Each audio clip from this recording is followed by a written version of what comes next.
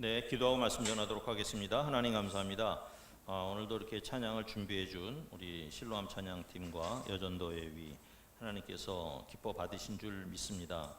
찬양을 통해서 또 우리들에게 기쁨을 주시고 성령 충만함을 허락해 주옵소서. 오늘도 말씀을 전할 때 깨닫게 하시고 능력이 임하도록 해 주시옵소서. 구약의 이 말씀이 우리 모두가 다 이해할 수 있도록 성령님 음성을 들려주옵소서. 예수님 이름으로 기도합니다. 아멘.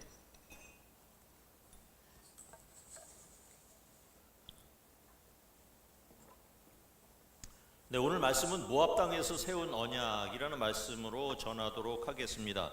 언약 하면은 이거를 우리가 이제 얘기할 때 약속, 계약 이런 걸로다가 해석을 할 수가 있어요. 그러니까 언약이라는 것은 우리가 이제 상대방이 있어야 되겠죠. 나 혼자서 무슨 언약을 세우고 계약하고 그럴 수는 없죠. 그래서 이 언약을 뭐라 그러냐면 쌍무 언약이다. 그러니까는 서로 상대방이 있고 의무를 지는 그런 것을 언약이다. 이렇게 불려요. 그래서 이제 한쪽에서 계약을 파기하게 되면은 파기한 쪽에서 손해를 입게 돼 있는 거예요. 집계약해도 그렇죠. 집계약하고 나서 이제 들어가기로 한 사람은 10%를 계약금으로 걸죠. 계약을 파기하면 10%를 주인이 가져가게 돼요. 이런 식으로 돼 있습니다. 그래서 당시에는 이제 국가나 부족, 그 다음에 집안이 계약을 할 때는 큰 짐승을 죽여가지고 이렇게 반을 쪼개, 짐승을 반을 쪼개가지고 이렇게 쫙 벌려놔, 양쪽에다 벌려놔. 그리고 나서 그 언약하는 두 사람, 왕들이 될 수도 있고 부족장들이 될 수 있고 뭐 이렇게 해요. 약속을 하는 상대방이 둘이서 그 짐승 사이로 이렇게 지나가요. 이건 무슨 의미냐면은 우리의 약속은 이 짐승의 언약처럼 이렇게 되는 거다. 그래서 언약을 어기면은 이 짐승과 같이 될 거야. 이걸 갖다가 하는 상징하는 거예요. 하나님의 사람들이 이제 사탄의 꾀임에 빠져서 이제 많이 하수인으로 전락하면서 살고 있는 것을 많이 보셨습니다. 그러니까 죄가 우리 인간 세상에 들어온 후에는 사람들은 스스로 하나님을 생각하고 하나님을 따르겠다 하는 사람들이 거의 없어져 버리는 거예요. 그러니까 우리들 속에 죄된 심성이 있어서 하나님을 이상하게 멀리하게 돼. 하나님 하면 너무 이제 가까이 하기에 먼 당신이에요. 그냥 의도적으로 자꾸 피해요, 사람들이. 그냥 노아 홍수로 인류가 멸망을 했었잖아요. 그래서 8명 식구밖에 안 살아남았잖아요. 그런데 오래지 않아서 인간이 또다시 반복적으로 하나님을 계속 배반하고 떠나는 일이 생긴 거야. 그래서 하나님께서 이제 이 어지러운 상황 속에서 찾아간 사람이 바로 아브라함이었어요. 아브라함과 언약을 맺었습니다. 그래서 이제 아브라함하고 언약을 맺으면서 네가 나를 잘 섬기면 너의 집안이 번창을 할 것이고 그 다음에 열국의 왕들이 너에게서 날 것이고 이렇게 이제 언약을 맺었습니다. 그리고 반드시 지금 부인 사라를 통해서 아이들을 낳아야 된다. 그 아들을 통해서 이렇게 내가 크게 번창하게 해줄 것이다. 이렇게 약속을 했어요.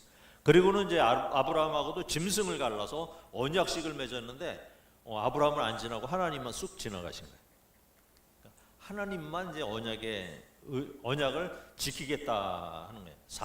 사람을 거기랑 같이 지나가게 하면 뭐 사람이 그 하나님의 진노를 갖다가 면할 수 있겠어요? 이게 하나님의 사랑이었죠.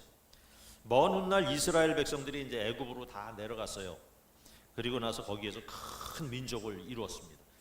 그런데 이제 애굽의 왕조는 요셉이 그렇게 나라를 살려놨는데도 불구하고 이제 왕조가 바뀌면서 이스라엘 사람들을 학대하기 시작했어요. 그래서 결국은 이스라엘 사람들이 노예화가 돼버린 거예요. 노예 민족이 돼버린 거예요. 그리고 또 노예가 되는데도 이스라엘 백성들이 자꾸 번창을 하니까 이집트 왕조에서 그걸 갖다가 경계를 했어요. 그냥 아이를 낳자마자 그냥 남자아이를 낳으면 무조건 나일강에다 다 빠뜨려 죽이면서까지 이스라엘 민족이 번창하는 것을 막았던 거예요. 그래서 하나님께서는 그때 모세를 보내셨죠. 모세를 보내셔서 이스라엘을 애굽에서 탈출을 시키시고 그 다음에 홍해를 건너게 하시고 시내산에 이르게 하셨어요. 그 시내산에서 이제 이스라엘 백성들이 다 모여 있을 때 하나님께서 또 제안을 하신 거예요. 아브라함하고 언약을 맺었지만 그의 후손들하고 제안을 했어요. 제안을 했는데 뭐 그 내용을 한번 볼까요? 출애굽기 19장 5절 6절 이렇게 제안을 하신 거예요. 같이 읽어볼게요. 시작. 세계가 다 내게 속하였나니 너희가 내 말을 잘 듣고 내 언약을 지키면 너희는 모든 민족 중에서 내 소유가 되겠고 너희는 내게 대하여 제사장 나라가 되며 거룩한 백성이 되리라. 너는 이 말을 이스라엘 자손에게 전할지니라. 모세가 이제 이 하나님의 음성을 듣고 이제 백성들한테 가서 전하는 거예요. 백성들한테 가서 전해서 이 얘기를 전했어요. 그러니까 이스라엘 백성들이 모두 찬성한 거예요. 그렇게 하겠습니다 하고 이제 했어요. 그래서 이스라엘 백성하고 하나님 간의 언약이 또 체결이 된 거야. 이것을 시내산 언약이다 이렇게. 시내산 언약을 체결하면서 짐승들에게 이제 이스라엘 백성들에게 피 뿌리는 의식을 거행해요. 이게 피를 뿌리는 거예요. 그러니까 언약을 깨면 이 죽은 짐승처럼 된다는 얘기예요. 그러니까 피 뿌리는 언약을 맺으면서 이제 언약이 체결이 된 거야. 이 언약을 체결하는 것은 이스라엘 백성들이 나 그렇게 못하겠습니다 할 수 있었어요. 그런데 하나님을 잘 믿으면 이렇게 해줄 거야. 너희는 나를 잘 믿고 따르기만 하면 돼 라는 그 말을 놓고 언약식이 체결이 된 거야. 그런데 모세가 이거 언약식 체결하고 모세가 율법을 받으러 시내산에 올라갔거든요. 올라가는데 얼마 되지 않아 가지고 바로 이스라엘 백성들이 언약을 파기하는 일이 발생을 한 거예요.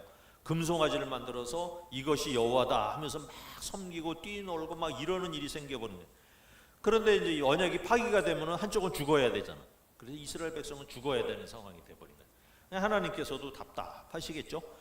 그런데 다 죽여야 되는데 모세가 이제 울고불고 매달려요. 하나님 그러지 마십시오. 제발 살려주십시오라고 그렇게 막 기도를 해요. 그러니까 하나님께서 또 마음 약하셔서 이스라엘 백성을 살려주십니다.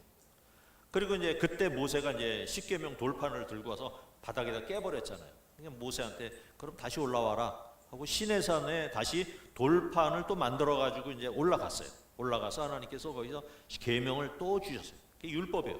율법을 주셨습니다. 그래서 우리가 저기 알고 있는 십계명 돌판은 두 번째 돌판이라고 말씀을 드렸죠. 두 번째 돌판은 용서의 돌판이에요. 은혜의 돌판이에요. 사랑의 돌판이에요. 그러니까 첫 번째 돌판에 의하면 사람은 다 죽었어야 되는 거예요. 그런데 두 번째 돌판에 의해서 살아난 거예요. 그래서 이 돌판을 법궤에 보관했어요. 그리고 나서 이제 시내산을 떠나서 가데스반에 따라서 정탐꾼 12명을 또 보냈잖아요. 보냈는데 10명은 또 불신의 말을 하네요. 그 땅에 들어가 우리 다 죽을 거야. 그 땅은 거인들이 살아. 막 이러면서 불신의 말을 하고 2명 여호수아와 갈렙만 긍정의 말을 해요. 그들은 우리의 밥이다. 우리가 올라가면 반드시 그 땅을 차지할 수 있다. 하나님 말씀대로 올라가자. 이렇게 했어요. 그런데 사람들은 10명의 말을 듣는 거예요. 10명의 말. 그래서 온 백성이 울고불고 하면서 과거 노예 생활을 하던 애굽으로 돌아가자 하면서 반역을 막 하는 거예요. 이게 하나님도 또 이게 막 갑갑하시잖아요. 그러니까 모든 하나님의 진노로 또 이번에도 죽을 위기가 된 거야. 그냥 뭐 약속을 했고 계약을 했으면 하나님을 따르면 되잖아. 여태까지 살았는데. 그런데 이제 또 이 사태가 벌어져서 하나님의 징계가 임하려는 순간에 또 모세가 죽기 살기로 또 하나님한테 울고불고 매달려요. 차라리 나를 죽여주십시오 하고 하나님한테 울고불고 매달리니까 또 하나님 우는 사람한테는 꼼짝을 못하시네. 또 용서를 해주신 거야. 그리고 나서는 이제 38년은 이제 광야 생활을 하게 만드셨어요. 광야에서 시간을 보냈어. 그래서 시내산에서 이 언약식에 참석한 세대가 38년 동안에 다 죽었어요. 1세대 사람들이. 그 다음에 이제 2세대, 그 아들 세대들이 이제 38년이라는 광야 생활을 끝내고 이 모압 평지에 모인 거예요. 오늘 이 얘기가 그 얘기예요. 그 다음에 이제 하나님의 언약에 대해서 자기네들은 시내산 언약을 맺을 때 없었잖아요. 태어나기 이전이니까. 근데 이제 모압 평지에서 가나안 땅으로 들어가려는 직전에 하나님의 언약에 대해서 다시 한번 교육시킬 필요성이 있는 거죠. 그러니까 광야에서 태어난 사람들은 이런 거예요. 내가 태어나 보니까 광야네, 천막이네, 이렇게 태어났는데 보니까 아침마다 막 만나가 내려가지고 그거 가지고 맛있게 먹고 생활하고 바위가 뻥 터져가지고 막 물이 내리고 고기가 먹고 싶으면 메추라기가 와서 막 날라 들어와서 죽어 있네. 그거서 먹고 이러니까 매일 먹는 만나가 기적인 줄 모르고 자랐을 거예요. 이 젊은 친구들은. 그러니까 광야에서 살아남는다는 것은 사실은 기적이에요. 그리고 무려 그 인구가 200만 명이나 되는 인원이 살아남아서 모였고 이제 가나안 정복을 눈앞에 두고 있다는 사실이죠. 그러니까 요단강 건너기 직전에 요단강 동편에 있는 이 아모리 족속, 그 당시 최강의 전투력을 발휘하고 있는 그 부족이었는데, 이 나라들을 정복해가지고 그 땅을 두 지파 반에게 이렇게 분배를 해주기까지 했어요. 그러니까 오늘 모압 땅에서 다시 한번 언약을 주시는 이유는 시내산에서 맺었던 이 계약을, 언약을 다시 한번 확인하고요, 후손들에게 이걸 교육하려는 목적이었던 거예요. 그래서 시내산 언약과 이 모압 땅에서 주신 언약에는 약간의 차이가 있어요. 시내산 언약에서는 네가 잘못하면 저주를 내릴 거야 라는 내용이 별로 없어요. 그런데 모압 땅 언약은 우리가 지난주에 28장을 봤죠. 무려 저주의 길이가 축복의 길이보다 4배가량 됐었잖아요. 이렇게 저주가 많아진 거예요. 그러니까 저주를 넣으면서 백성들에게 경고까지 하시는 거예요. 그러니까 잘하면 복을 주시는데 못하면 저주가 임한다는 것까지 같이 이번에는 해주신 거예요. 그러니까 시내산 언약은 그대로 기반으로 놓고요, 수준은 훨씬 높은 수준의 언약이 체결이 된 거라고 보시면 되겠습니다.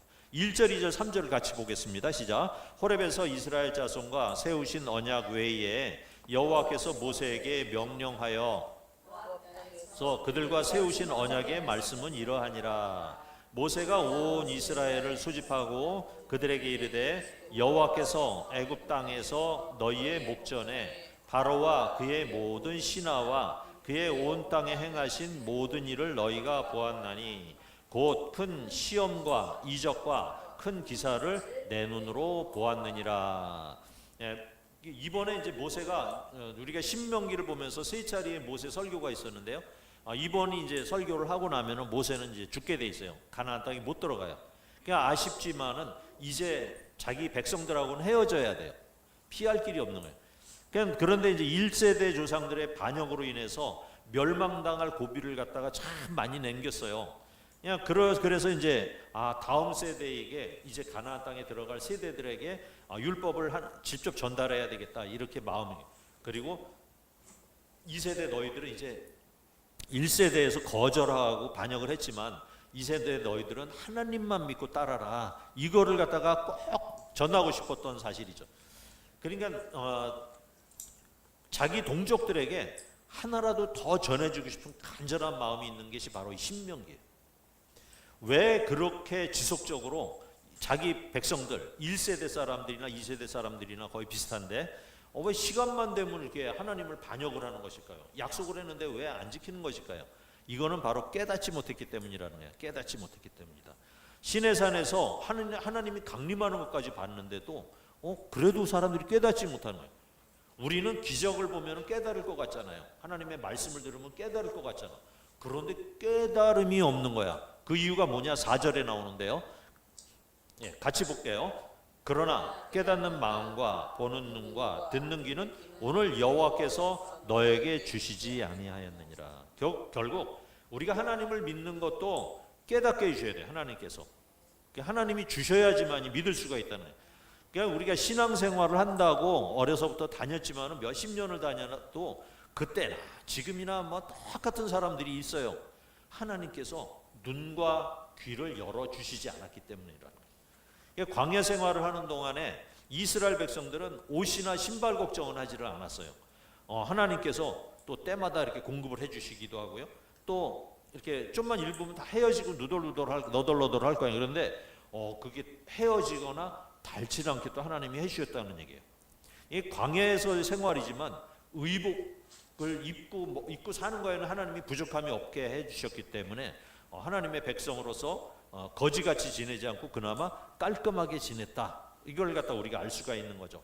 말씀을 쭉 볼까요? 5절 6절입니다. 시작. 주께서 40년 동안 너희를 광야에서 인도하게 하셨거니와 너희 몸에 옷이 낡아지지 아니하였대요. 그 다음에 너의 발의 신이 헤어지지 아니하였으며 너희에게 떡도 먹지 못하며 포도주나 독주를 마시지 못하게 하셨음은 주는 너희의 하나님 여호와이신 줄 알게 하려 하심이라. 7절 8절 시작. 너희가 이곳에 올 때에 헤스본 왕 시온과 바산 왕 옥이 우리와 싸우러 나왔으므로 우리가 그들을 치고 그 땅을 차지하여 루벤과 갓과 므낫세 반지파에게 기업으로 주었으니 이 척박한 광야라는 곳에는 뭐 포도 농사도 지을 수가 없잖아요. 그러니까 떡도 먹을 수가 없고 포도주와 독주도 먹을 수가 없는 거야.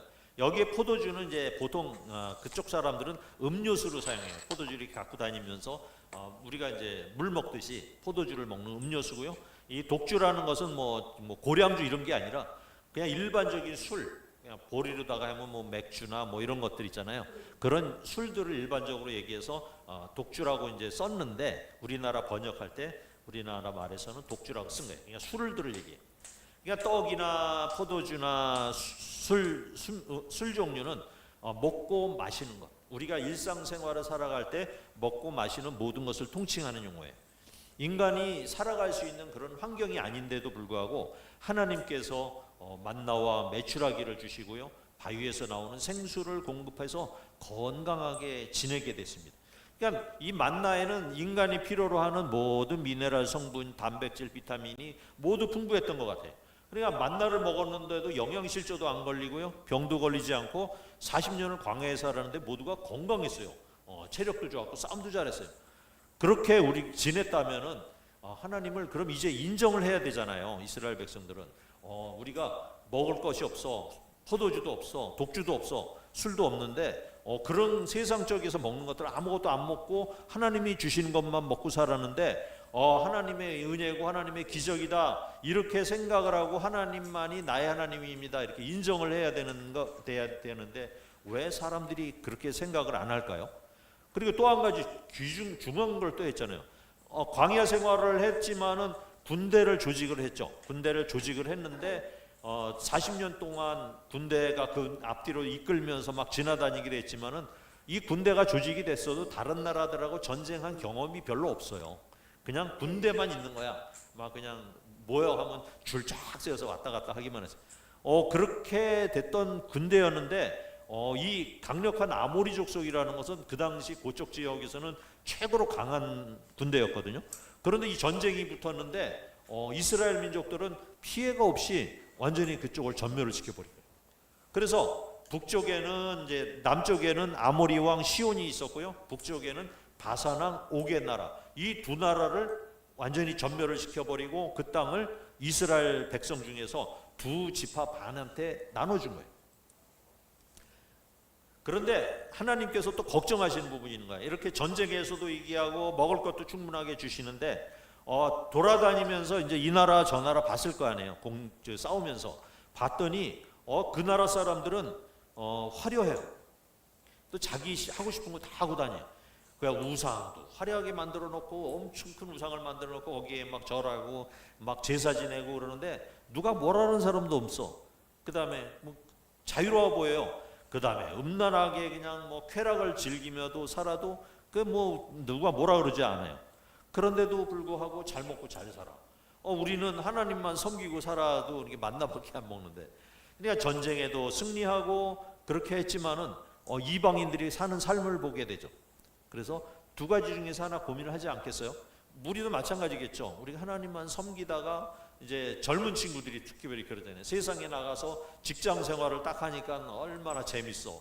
막 그냥 술집에도 가고 뭐 그냥 클럽에도 가고 막 이러면서 사는 생활이 얼마나 재밌어. 새로운 막 생활이 벌려지는. 그러니까 젊은 친구들도 항상 고민해요. 그러니까 예수 믿으면서 어렸을 때 생활을 했는데 나가 보니까 이게 아주 쾌락도 있고 즐겁기도 하고 막 이런 생활이 있는 거예요. 이스라엘 백성들도 그런 경험을 갖고 있는 거예요. 하나님께서 이것이 이제 걱정스러우신 거예요. 하나님께서 16절 17절 시작. 우리가 애굽 땅에서 살았던 것과 너희가 여러 나라를 통과한 것을 너희가 알며 너희가 또 그들 중에 있는 가증한 목석과 은금의 우상을 보았느니라. 18절 19절 계속이요. 시작. 너희 중에 남자나 여자나 가족이나 집하나 오늘 그 마음이 우리 하나님 여호와를 떠나서 그 모든 민족의 신들에게 가서 섬길까 염려하며 독초와 수개뿌리가 너희 중에 생겨서 이 저주의 말을 듣고도 심중에 스스로 복을 빌어 이르기를 내가 내 마음이 완악하여 젖은 것과 마른 것이 멸망할지라도 내게는 평안이 있으리라 할까 함이라. 그러니까 우상들을 보았고 그 다음에 뭐 이렇게 거기에 지나면서 좋은 것도 많이 봤어요. 그러니까 이걸 문화의 충돌이라고 할 수가 있잖아요. 이제 우리 예수 믿는 사람들의 문화와 세상 문화가 충돌이 날 때 그냥 하나님의 백성들은 말씀을 쫓아가야 되는 거죠. 거룩해져야 되는 거죠. 그러니까 이방 종교나 이 문화를 받아들이면 안 되는 거예요. 그러니까 신명기에는 그래서 이제 축복만 기록된 게 아니라 저주까지도 같이 기록을 한 이유예요. 그러니까 모압 땅에서 주신 언약의 특징은 저주를 받게 된다. 그러니까 세상 쾌락을 쫓아가면은 저주를 받게 되니 주의해라 하는 문장이 더 들어가 있는 거예요. 어떤 사람들은 자기 나름대로의 믿음을 갖고 있어요. 그러니까 말씀대로 우리가 살면 좋다는 거 알지만은 현재 세상에 나가 보니까 세상에 사는 재미도 좀 쏠쏠하잖아요. 포기하지고 싶지도 않아. 그러니까 교회에서 하나님 말씀도 따르고 싶고 세상에 나가서도 실컷 놀고 싶고. 그래 남들에게는 예수 믿으면은 하나님이 복을 주실 거야라고 얘기하지만은 자기한테는 그런 믿음이 별로 없어요. 그냥 다니면 좋지 뭐. 양다리 걸쳐서 혹시 천국 갈 때 이렇게 끝에라도 이렇게 자꾸 올라가지 않을까. 또 어떤 친구들은 이러죠. 교회는 내가 안 나가. 교회는 안 나가지만 나 믿음 있어. 나 하나님 믿어. 이런 식이에요. 그래서 우리가 이제 아는 것과 믿는 것은 다르다 하고 얘기를 하는 거예요. 그리고 다른 사람들 보잖아요. 예수 믿다 안 믿거나 뭐 이런 사람들을 볼 때 이제 저주가 임할 때 그럼 나도 깨달아야 되잖아. 깨닫고 그것을 보면서 회개를 해야 되는데 나는 그런 거 관계가 없어 이렇게 생각을 한다는 거예요. 자기는 하나님과 친하기 때문에 나는 좀 이렇게 다른 짓을 해도 문제가 없을 것이다 라고 막연하게 생각하는 성도들도 있다는 얘기예요. 나만은 평안할 것이다 그러면서 하나님이 설마 하면서 스스로를 위로한다는 거예요. 그런데 그렇게 하면서 이제 마음이 이제 교만해지는 거죠. 설마 하는 마음이 바로 교만한 마음이 되는 거예요. 20절 21절이에요.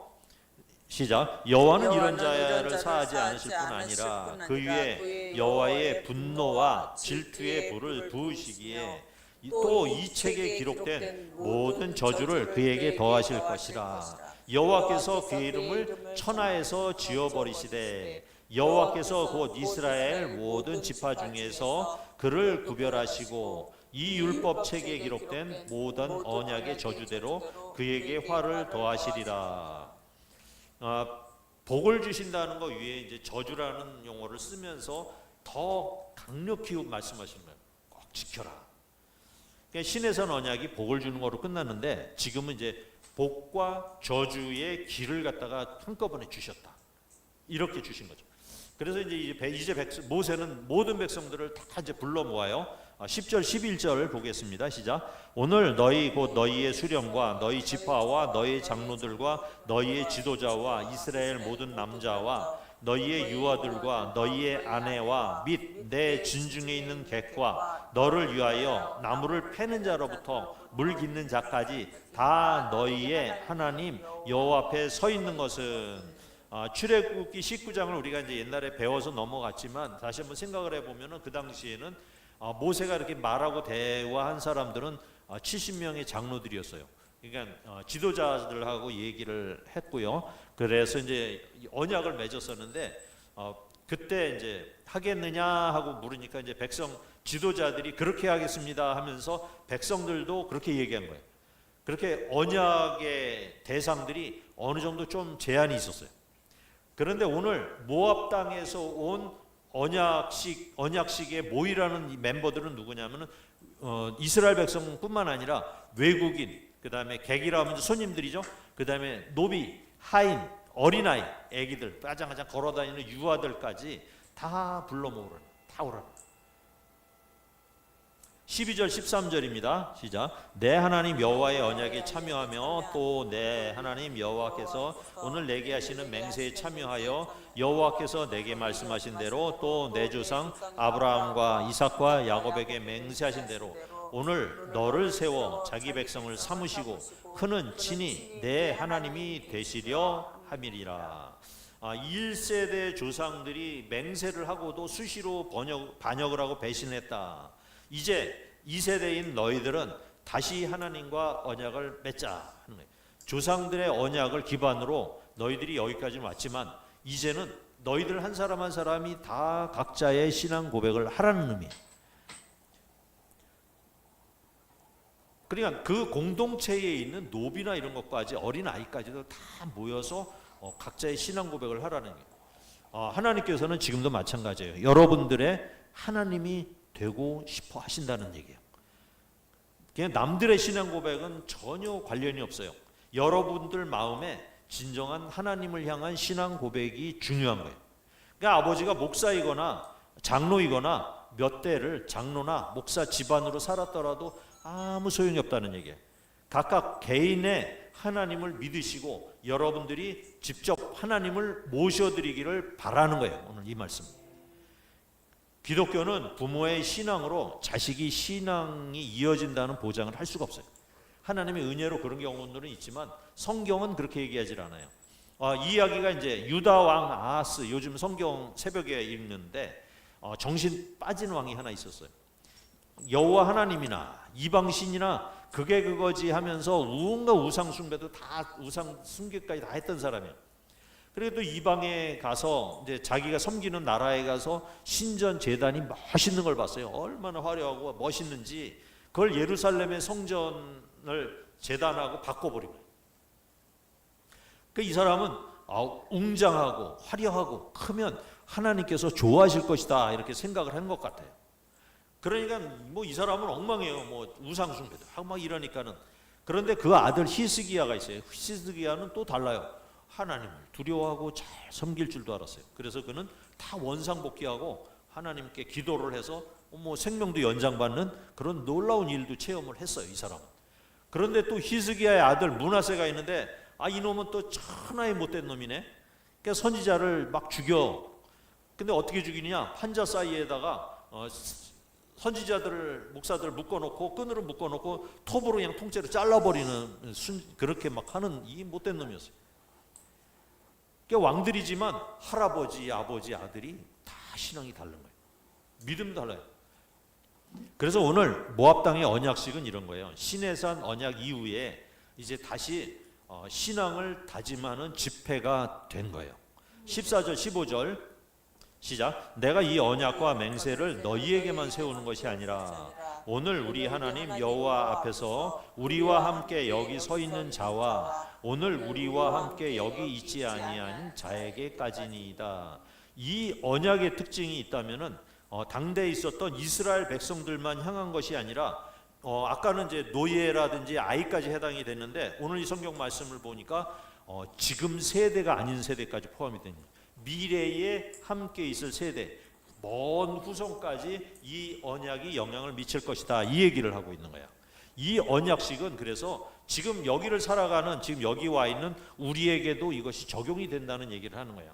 모압 땅의 언약이 우리와 무슨 상관이 있는데 할 수가 없다는 얘기예요. 그 언약이 지금 우리에게까지 영향을 미치고 있다고 보시면 되는 거예요.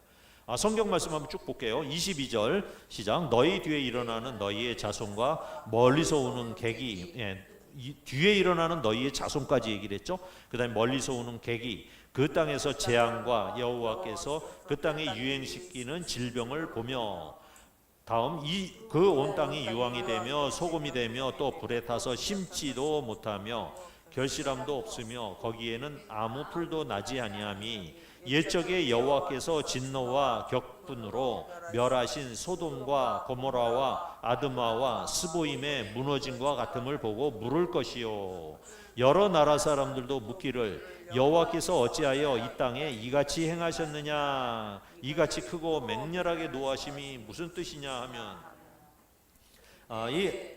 아니요. 언약을 하고 지키지 않아서 당하는 저주는 굉장히 처참하게 된 거예요. 그래서 지금 얘기하는 건 이제 뭐 소돔과 고모라 땅처럼 그런 저주가 임하기도 한다. 그러면은 자손들은 그렇게 얘기할 거 아니에요. 우리는 하나님을 잘 믿었는데 왜 이런 저주나 재앙이 임한 겁니까? 라고 이제 묻는다는 거예요. 25절부터 쭉 읽어보겠습니다. 시작. 그때 사람들이 대답하기를 그 무리가 자기 조상의 하나님 여호와께서 그들의 조상을 애굽에서 인도하신 내일 때에 더불어 세우신 언약을 버리고 이게 시내산 언약이에요. 가서 자기들이 알지도 못하고 여호와께서 그들에게 주시지도 아니한 다른 신들을 따라가서 그들을 섬기고 절한 까닭이라. 계속 이러므로 여호와께서 이 땅에 진노하사 이 책에 기록된 모든 저주대로 재앙을 내리시고 여호와께서 또 진노와 격분과 크게 통한하심으로 그들을 이 땅에서 뽑아내사 다른 나라에 내던지심이 오늘과 같다 하리라. 우상을 섬기고 절한 까닭이다, 이렇게 대답을 해요. 그러니까 우상을 섬긴다는 것은 이 언약을 깨뜨린 거예요. 언약을 깨뜨렸다는 얘기는 죽음과 멸망을 의미한다고 그랬죠. 그런데 하나님께서는 죽이는 것보다는 살리는 방향을 항상 택하셨어요. 살리기 위해서는 우선 나라는 멸망시켜. 그래서 백성들은 어디로? 바벨론의 포로로 보냈어요. 거의 포베로로 가가지고선 깨닫는 거야. 하나님의 뜻을 깨닫고 다시는 멸망의 길을 가지 않게 하시기 위해서 하나님께서 그쪽에 보내시는 거예요. 거기서 충분히 다시 한번 하나님의 말씀을 공부하고 와라. 이게 바로 하나님의 사랑의 방식이었던 거예요. 하나님을 멀리하고 포악해지고 교만해지고 강대해져도 결국 하나님께서는 다시 하나님을 믿게 만드시는 거예요. 다시 돌아오는 과정을 어떤 사람은 쉽게 생각하는 사람이 있어요. 조금만 문제가 있으면 내가 하나님을 잘 믿지 못해서 그랬구나 하고 돌아오는 사람도 있고요. 정말 어떤 사람들은 힘들어요. 죽기 살기로 안 믿어. 그러다가 죽기 직전에 힘들게 문턱에서 꼴딱꼴딱 하면서 그때서 생각이 나서 하나님을 믿는 사람들도 있다는 얘기예요. 그래서 이제 하나님께서는 이것을 기억하게 하기 위해서 하나님 말씀으로 언약식을 지금 거행하는 거예요. 언약식. 하나님 말씀을 다시 선포하는 거예요. 12, 13절의 이야기 나오는데요. 시작. 내 하나님 여호와의 언약에 참여하며 또 내 하나님 여호와께서 오늘 내게 하시는 맹세에 참여하여 여호와께서 내게 말씀하신 대로 내 조상 아브라함과 이삭과 야곱에게 맹세하신 대로 오늘 너를 세워 자기 백성을 삼으시고 그는 친히 내 하나님이 되시려 함이니라. 우리 이 여호와 하나님은 이스라엘에 있는 아브라함의 하나님만이 아니에요. 지금 여러분과 나의 하나님, 우리의 하나님이시라는 얘기예요.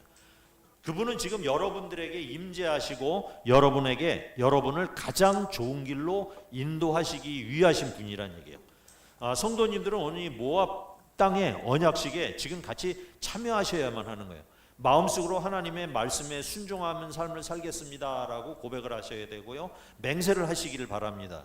이런 맹세가 여러분 마음속에 다짐되었다면 이제 계약을 하면 되는 거예요. 그렇게 되면 계약을 하게 돼요. 그 계약을 한 것이 오래됐죠. 우리가 세례식을 하면서 계약을 했었잖아요, 옛날에. 9절입니다. 어떻게 되나요? 시작. 그런즉 너희는 이 말씀을 지켜 행하라. 그리하면 너희가 하는 모든 일이 어떻게 된다? 형통하리라. 우리가 세상을 살면서 형통하기를 바라지 않으십니까? 종교를 가지는 이유도 형통하기를 바라는 것이지요. 그냥 살아서 죽어서 모두 형통을 약속하신 분은 바로 하나님밖에 없는 거예요. 이 세상에서 형통하는 건 다른 종교들도 마찬가지인데 우리가 죽어서도 형통하게 만들어 주시겠다. 그래서 언약을 지키겠다고 우리가 다짐을 했잖아요. 어떤 일은 우리가 살면서 살아가면서 이게 하나님이 진짜 하나님이 하시는 일인가 하고 가끔은 궁금하기도 하시죠. 내가 당하는 고통이 하나님의 뜻인가 아닌가 하는 궁금한 때가 있어요. 이것이 하나님의 뜻인가? 아니면 하나님께서 나한테 어떤 신비한 거를 보여주셔서 쇼킹한 어떤 걸 좀 보여주셨으면 좋겠는데 그러면 믿겠는데 이런 마음들 많이 품죠. 궁금하기도 하죠. 그러니까 도저히 우리가 살면서 이거는 이해 못하는 일도 많이 있어요. 그런데 오늘 성경 말씀은 말씀 속에서 이미 다 하나님이 주실 거 다 주셨다는 거예요. 거기에서 지금 우리 성경에 나오는 거에서 더 이상 나갈 필요가 없다는 거예요. 그냥 우리가 알아야 될 필요가 있는 것은 이미 다 알려주신 거예요. 그러니까 이해가 안 된다 그러면은 굳이 알 필요까지 없다는 거예요. 성경은. 그 얘기를 29절에 하고 있어요. 같이 보겠습니다. 시작. 감추어진 일은 우리 하나님 여호와께 속하였거니와 나타난 일은 영원히 우리와 우리 자손에게 속하였나니 이는 우리에게 이 율법의 말씀을 행하게 하심이니라. 하나님 나라의 일은 감추어진 것도 있어요. 아직도 비밀로 되어 있는 것이 있어요. 그런데 나타나는 일도 있어요. 이 나타난 일, 하늘나라의 비밀을 우리가 요즘 배우고 있죠. 언제 배우죠? 수요일 날 배우고 있어요. 하늘의 비밀이 뭐냐. 우리가 잘 몰랐던 하늘의 비밀을 수요일 날 예배 오시면은 그때 다 깊이 얘기를 하고 있어요. 그러니까 도저히 알 수 없는 일도 있고요. 척 보면 알만한 일도 있어요. 그러니까 그런데 신비한 하늘의 비밀을 알고 싶다고 굳이 생떼를 쓰지 말라는 거예요. 또 뭐 그러다 보니까 어린아이가 어린아이가 신비 체험을 했다고 마치 그것이 하늘나라의 전부인 것처럼 막 책을 쓰고 집회를 하고 다니는데 믿지 말라는 거예요. 성경에 나오는 어떠한 말도 다 헛것에 불과한 거예요. 만약에 귀신이 떠나고 병이 고쳐나아지는 신비한 현상을 일으켜도 우리 성경에 나오는 하나님 말씀하고 다르다면은 절대 믿지 말라는 것입니다. 말세에는 사탄이 광명한 천사로 둔갑을 해서 능력을 보여요. 그래서 말세에는 아마 그런 일이 더 많이 나타날 거예요. 어떤 때 병을 고치기도 하고 어떤 때 이상한 현상도 나타나게 하는데 우리 능력으로는 보니까 저게 하나님이 하시는 일 같아, 성령님이 하시는 일 같아 라고 착각을 할 정도로 그런 일들이 많이 나타나게 돼 있어요. 이 말세에는. 그런데 나타날 때 뭘 봐라? 성경을 봐라. 우리도 이제 성경 공부를 하고 우리가 예배를 통해서 율법이 완성이 됐다는 걸 우리가 알 수가 있어요. 이 완성을 시키신 분이 누구시죠? 예수님이십니다. 그러니까 우리가 별도로 이 신명기에 나오는 율법을 다 지키기 위해서 별도의 노력까지 할 필요가 별로 없어요. 예수님을 우리가 온전하게 믿는다면은 예수님의 말만 따르면 율법을 온전하게 지키는 것이라는 얘기예요. 왜냐하면 이 율법을 주신 분이 바로 예수님이에요. 예수님이시고 시내산 언약이나 모압 땅의 언약도 모두 다 예수님이 주신 것이기 때문이에요. 축복이나 저주의 길은 모두 예수님을 믿느냐 안 믿느냐에 따른 거예요. 우리가 예수님이 율법의 완성이시기 때문에 우리가 예수님을 믿음으로 이 모든 율법을 다 믿는 게 돼버리는 거예요. 그렇다고 우리가 세상을 살아가면서 나 예수님 믿습니다 말로만 한다고 그렇게 되는 것도 아니잖아요. 율법을 믿는 것도 정말 쉽지 않아요. 예수님을 믿는 것도 정말 쉽지 않아요. 우리가 신앙 고백을 진짜 순전하게 하는 것도 그렇게 쉬운 일은 아니에요. 그죠? 살아가시면서 보십니다. 그런데 어떻게 하면 되느냐면요, 성령으로 말미암으면 되는 거예요. 성령님이 여러분 속에 있으면은 이게 가능해지는 거예요. 성령이 여러분들에게 임하시면은 예수님이 나의 주님이십니다 이렇게 고백을 하게 돼요.